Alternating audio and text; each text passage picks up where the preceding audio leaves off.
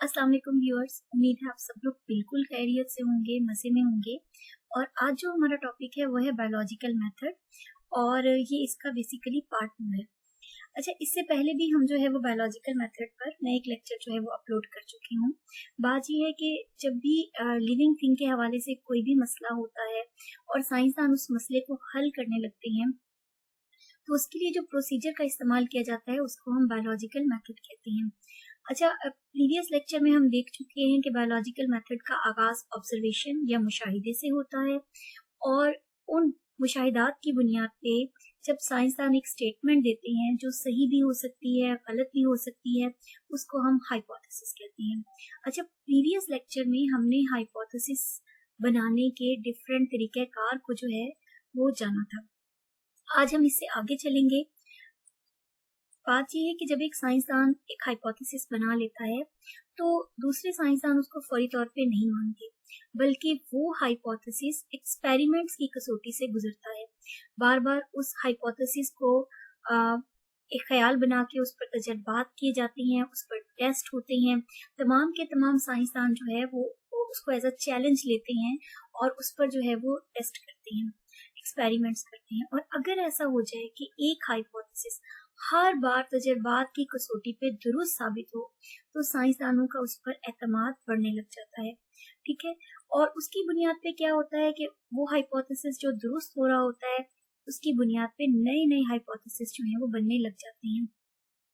यहाँ तक कि हमारे पास एक सीरीज बन जाती है हाइपोथेसिस को, जिनको जो एक्सपेरिमेंट्स होते हैं वो दुरुस्त साबित कर रहे होते हैं। इस तरह की जो सीरीज होती है हाइपोथेसिस को, जिनको तजर्बात दुरुस्त साबित कर रहे हों, उसको फिर हम थ्योरी कहते हैं।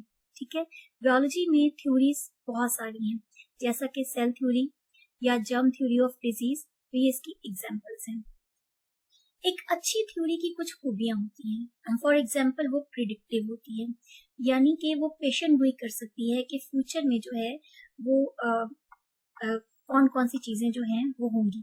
एक अच्छी थ्योरी आने वाले वाकयात या रिलेटेड चीजों के बारे में पेशेंट गोई कर देती है। जैसा कि सेल थ्योरी ये पेशेंट गोई करती है कि अगर फ्यूचर में भी कोई जानदार डिस्कवर होगा तो वो सेल रखेगा, अगर वो सेल रखेगा तो वो जिंदा चीज है। तो ये उसकी एक प्रिडिक्शन है।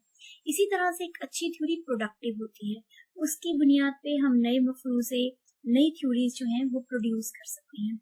ठीक है, जैसा कि सेल थ्योरी में एक सेल से आगाज हुआ था और फाइनली हम यहाँ तक पहुंच गए कि हर नया सेल पुराने सेल की तकसीम से बनता है। तो इस तरह से चीजें जो हैं वो ये आगे आगे बना सकती हैं। इसके अलावा एक अच्छी थ्योरी जो है वो इस काबिल होती है कि वो चीजों को एक्सप्लेन कर सके, उनकी वजाहत कर सके। तो सेल थ्योरी है या जर्म थ्योरी ऑफ डिजीज है या कोई भी और डिजीज है, वो अपने से रिलेटेड चीजें जो हैं वो बहुत अच्छे तरीके से एक्सप्लेन करती है। जैसा कि अगर हम सेल थ्योरी के हवाले से देखें तो उसमें हमें ये पता चल जाता है कि तमाम के तमाम सेल्स, दुनिया जहान के जितने जानदार हैं उनके जो सेल्स हैं वो कुछ बुनियादी चीजें जो है वो कंटेन करती हैं, जैसा कि सेल मेम्ब्रेन है, साइटोप्लाज्म है या न्यूक्लियस है। तो ये अच्छे तरीके से चीजों को एक्सप्लेन करने वाले खूबियां जो है वो रखती हैं। तो एक अच्छी थ्योरी की ये 3 क्वालिटीज जो हैं वो लाजमी तौर पर होती हैं। अच्छा, जब एक थ्योरी बन जाती है और साइंसदान जो है उस पे बिलीव करने लग जाते हैं, तो भी वो तजर्बात की कसौटी से गुजरती रहती है। उस पर बार बार जो है वो एक्सपेरिमेंट्स किए जाते हैं, बार बार जो है उस पर टेस्ट किए जाते हैं। और हर बार अगर ऐसा हो कि वो थ्योरी तजर्बात की कसौटी पे पूरा उतरे, तो आहिस्ता आहिस्ता साइंसदानों का एतमाद उस थ्योरी पर बढ़ने लग जाता है और यहाँ तक कि वो एक लॉ बन जाता है। लॉ एक ऐसी थ्योरी होती है जो इररिफ्यूटेबल होती है, यानी कि नाकाबिले तरदीद होती है। ठीक है, अगर हम लॉ की डेफिनेशन देखें तो ये यूनिवर्सल और कांस्टेंट फैक्ट ऑफ नेचर होता है। ये कुदरत का एक कांस्टेंट आफाकी फैक्ट कह लें, वो असूल होता है जो झुटलाया नहीं जा सकता। अब इसकी अगर हम एग्जाम्पल देखें तो इसमें हमारे पास बायोलॉजी में हार्डी विनबर्ग लॉ, ठीक है, और इसी तरह से दूसरा है मेंडल्स लॉ ऑफ इनहेरिटेंस।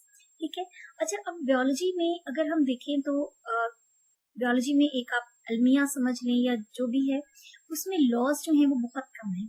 उसकी वजह ये है कि जो लिविंग थिंग्स होती है ना, उनकी नेचर बहुत ज्यादा जो है वो वेरी करती है।